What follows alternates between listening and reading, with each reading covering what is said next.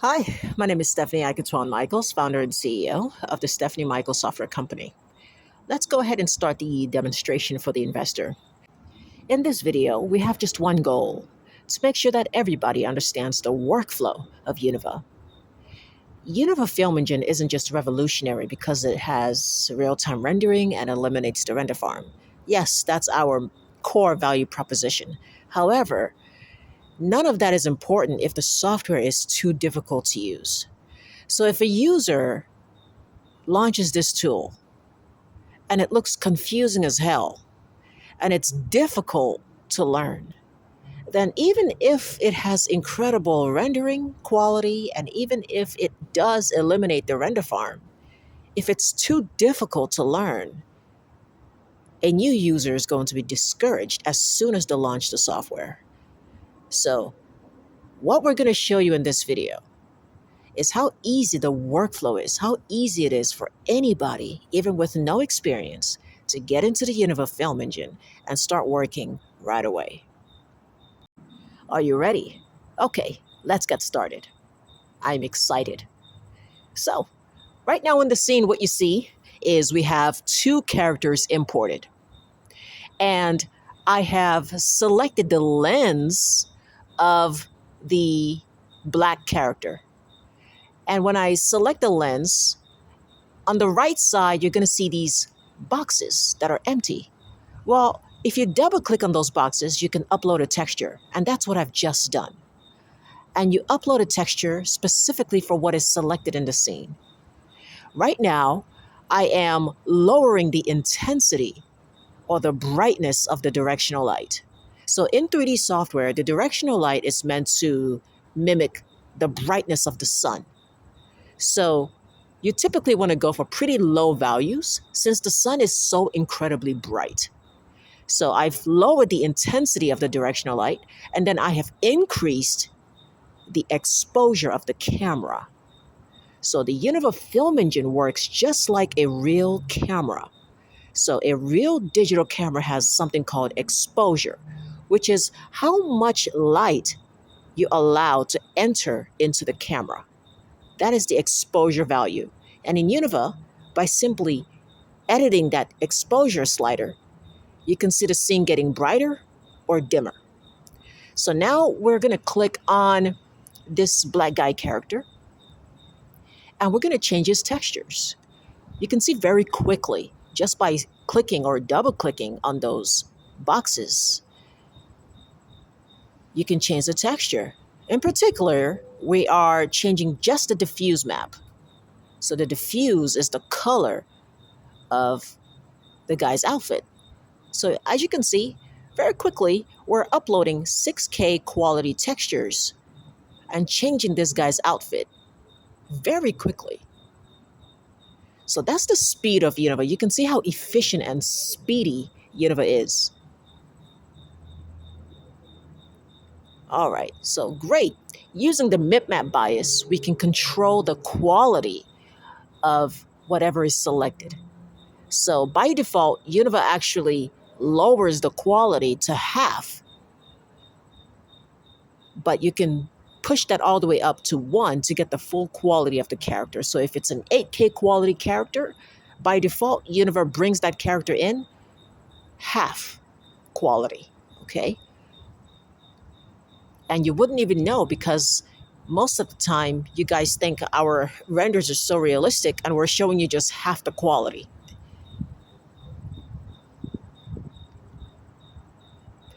Okay, so you've seen the process of changing outfits. Now let's import a new character. With this new character imported, we can now rotate the character. I did this intentionally, guys. If for some reason you are importing assets from Maya, from Unity, from Blender, from Dash Studio, different softwares have different coordinate systems. So if you export something from Dash Studio or from iClone or from Maya and it comes into Univah sideways or flipped, then just use the gizmos to rotate that, okay?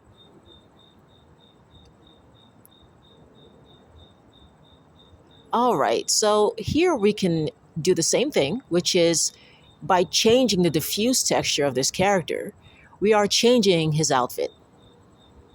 Very quickly, you can see. So Univah is extremely great for look development. The look development process in film production, Univah is by far the best real-time software for look development and final pixel rendering. Primarily because of this workflow. It's so incredibly easy. So repetition, you can see, that's what we're trying to show you in this video. By following the same pattern of importing, clicking on each individual object, changing the textures, fixing whatever you need to fix, that's the workflow. It's very simple. If you can do it for one character, you can do it for all characters. It's the same process, just repeated over and over. So just as we imported the other guy, now we've imported this guy in the suit. The guy in the suit, we can change his textures the same way. And now we're going to import another asset. And we're going to delete the guy in the suit. So with this character imported, we're going to do the same thing. We're going to click on each of these maps and we're going to import a texture. So now we've added some nice clothing to this character. He looks amazing. And again, this character looks so amazing, but we're showing you this character at half of his true quality. Okay, so this is perhaps, I think, an 8K quality character or 6K, and Univah shows you half the quality. So it's amazing that even at half the quality, it still looks so incredibly realistic. Okay. So I think the first thing that I'm going to do is I'm going to actually click on the glass frame for this character, and we're not going to make it glass. We're just going to make it regular. So we are going to use the transmission and push it to 0, and then we're going to upload a texture for the glasses frame. That looks pretty cool. And we're going to do the same thing for the lens. So the lens of the glass, we're going to make it not so transparent. All right. So by editing the index of refraction, or IOR, and a transmission, we can get some pretty realistic glass in Univah. So I'm going to upload a texture there. I think that looks pretty cool. So we're just going to leave those glasses looking like that. Okay, great. Now we're going to make sure that you can see the glass lens from the front and from the back by disabling the face culling. So very quickly, guys, you've seen how in less than 10 minutes, we have added these high fidelity characters. All of these different characters look amazing. And now we can spend as much time as we want lighting the characters, creating an environment around these characters. We can put this character in a bus stop. We could make it look like he's in a train station. I mean, it's really up to our creativity, what we do at this point. But hopefully you're getting some really cool ideas for what you can do with these characters. Because once we import them and we have them looking pretty good, we have all their textures loaded. Now it's just a matter of lighting. In 3D and with photography, as you guys know, lighting is key. So we can make this look completely different by changing the light direction, changing the light color. So this is very cool. I love this suit on this guy. It looks amazing.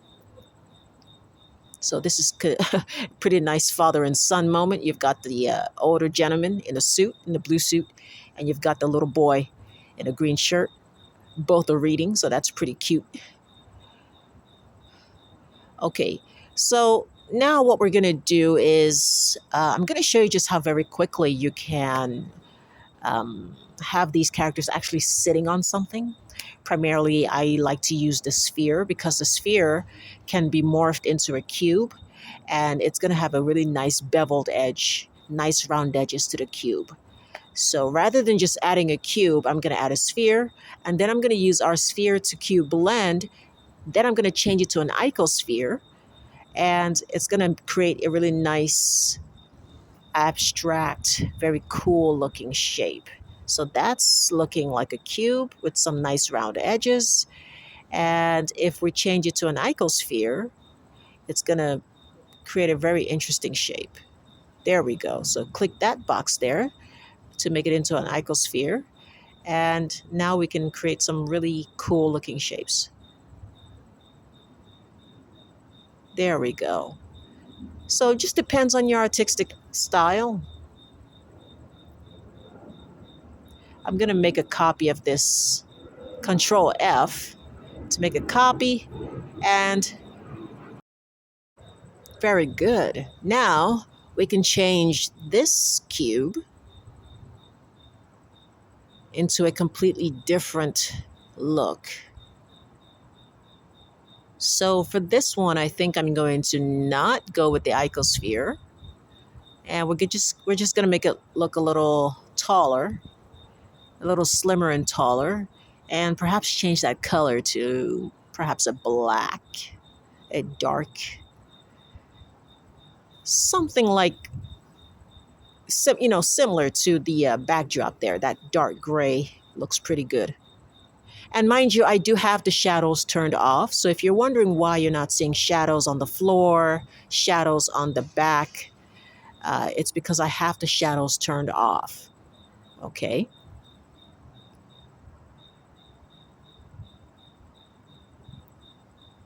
Okay. So that looks pretty good. And again, for this demonstration, we're just using flat lighting. We're not going for any specific time of day. So as you can see, one of the great reasons we light a scene to begin with is to display or to convey a time of day. So, but for this, we're not really going for that. We're going more for like a product design type of lighting. Only the product are these people.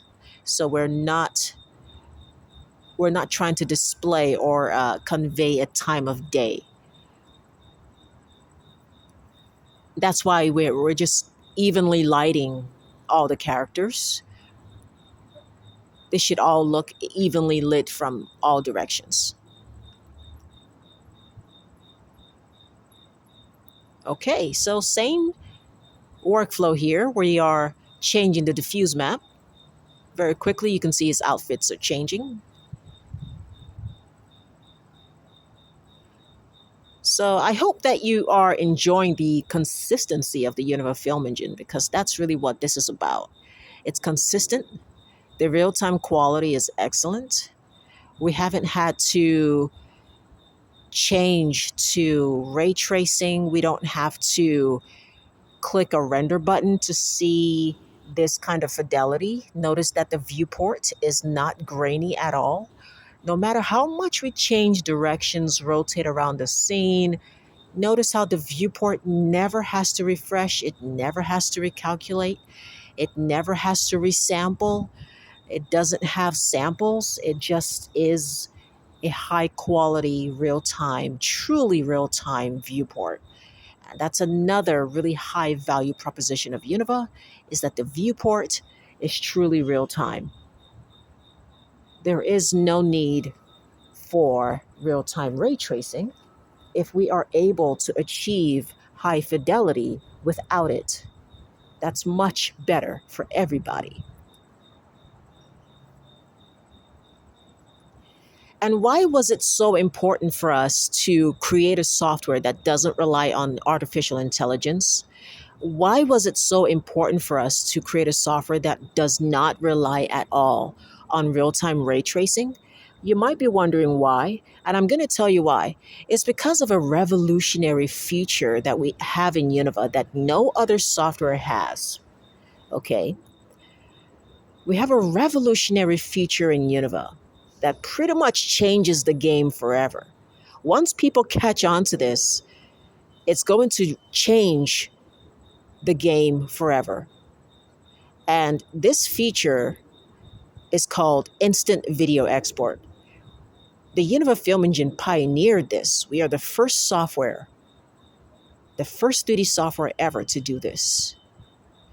And what this means is that typically when you want to create a video, a high quality final pixel video, you have to render it, meaning you typically have to go to the timeline, make some animations in the timeline, add some cameras, animate those cameras. But in Univah, you don't have to do any of that. Of course, you can, but you can export video from Univah instantly without having to click render and without having to wait. So, right now, what you've seen me do is I just created a 6K render. This is a final quality 6K render, and we're doing this on a computer that is $400. This is a basic integrated graphics PC. It's not even a GTX, it doesn't have a dedicated GPU. We are creating 6K quality images on a PC that costs only $400. If you don't know why that's a big deal, it's because typically this would cost a lot of money to do. But we're doing it. We're getting industry standard quality, offline rendering quality on a $400 computer instantly. So right now, I'm demonstrating our instant video export feature. And this is just me doing stuff. I'm moving around the scene. And notice you have a small pop-up recorder that's recording everything that I'm doing. So once I have this recorder on, I can continue moving around my scene, doing my work as usual. And it's going to record every single thing that I'm doing in real time. This is the reason why we wanted to make sure that we don't have any ray tracing, because if we ray trace and we use instant video export, well, it's not going to look nearly this good. You see? If you're ray tracing, that's taking up a lot of computing power. And then when you add instant video export on top of that, well, you're not going to get this quality. Look at the video that we just exported out of Univah. Notice we didn't have to wait for a render. There was no wait times. As soon as I hit save, it showed up on the desktop. That's the video right there. We just made this video just now. So I'm going to go back full screen. And in full screen, I'm going to create another recording, but this time I'm going to make my screen a bit wider. Keep in mind, guys, before you do the instant video export, make your screen as wide as you want, because it's going to record exactly the resolution of your screen. So this time we're going to do MP4, and now it's recording. Okay. So whatever I do from this moment on is what's going to be in the video that we're recording right now. So I have my instant video export recorder, and it's going to capture only the viewport. So it's so clever because it doesn't capture the UI. It captures only the viewport. So all of these changes that I'm making right now in the UI, every time I touch the slider and you see the torus changing in real time, all these parameters that I'm editing in real time in the slider and the UI, the instant video exporter does not capture the UI. It only captures what you see in the viewport. So this is incredible for studios, big studios that need to communicate ideas quickly without having to send a video to a render farm. Now, if you take Univah and you put it in the best studio with 10 staff, 20 staff, they can create ideas and communicate ideas with each other instantaneously. They can create videos immediately, sharing their ideas with the rest of the team immediately. No need for a render farm. This feature alone is what makes Univah a billion-dollar tool. We have eliminated the need for a render farm with instant video export.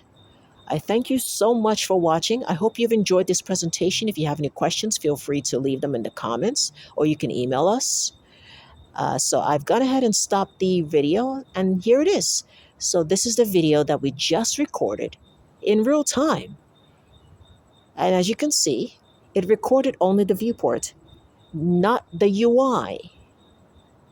Because we understand that if you're using this feature, you're using it to communicate ideas with your team very quickly.